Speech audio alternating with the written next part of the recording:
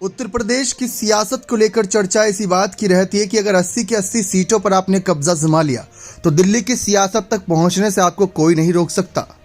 पिछले 2 चुनाव इस बात के नतीजे कहीं ना कहीं साबित करते नजर आए, क्योंकि भाजपा को दिल्ली की सत्ता तक पहुंचाने के लिए सबसे अहम भूमिका उत्तर प्रदेश की 80 लोकसभा सीट ने अदा करी। इस सीट पर अखिलेश, मायावती, राहुल पूरी कोशिश कर रहे हैं भाजपा को रोकने के लिए। जहां सपा कांग्रेस मिलकर बसपा पर भाजपा की बी टीम होने का आरोप लगा रही है, तो दूसरी तरफ इस बार भारतीय जनता पार्टी अपने दम से और अपने साथियों के दम से 80 की 80 सीटों को जीतने का सपना देख रही है।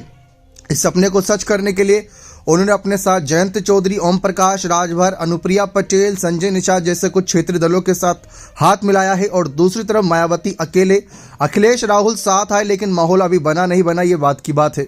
लेकिन जिस तरीके से यहाँ पर चर्चा हो रही है कि अखिलेश यादव और राहुल क्या रोक पाएंगे, क्योंकि अभी हाल ही में अगर हम बात करें पिछले 3 चुनावी नतीजों की, तो अखिलेश और मायावती दोनों में ही करीब तीनों में ही फेल होते नजर आए। पहले हम बात करें उत्तर प्रदेश विधानसभा चुनाव की, वहां पर योगी को मुख्यमंत्री बनने से दूसरी बार नहीं रोक पाई मायावती और अखिलेश, हार का सामना करना पड़ा। मायावती के लिए तो और भी ज्यादा बुरी हार थी, 1 ही सीट मिली विधानसभा की।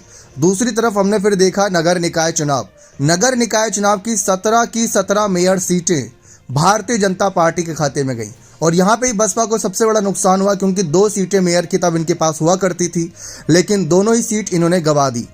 उसके बाद बारी आती राज्यसभा चुनाव की। राज्यसभा चुनाव के आंकड़े इस बात पर निर्भर करते हैं कि आपके पास कितनी विधायकों की संख्या है।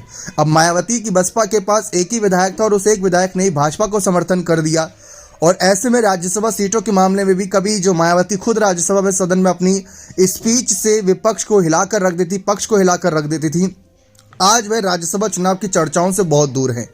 तो ऐसे में पिछले तीनों चुनावी नतीजे भाजपा के पक्ष में गए, क्योंकि ऐसे में विपक्ष मजबूती के साथ नजर नहीं आया। अब कहा यह जा रहा है कि मिशन 80 के तहत सबसे बड़ा नुकसान इस बार भी बहुजन समाज पार्टी को होगा। तीनों ही चुनाव में सबसे बड़ा नुकसान बसपा को ही हुआ।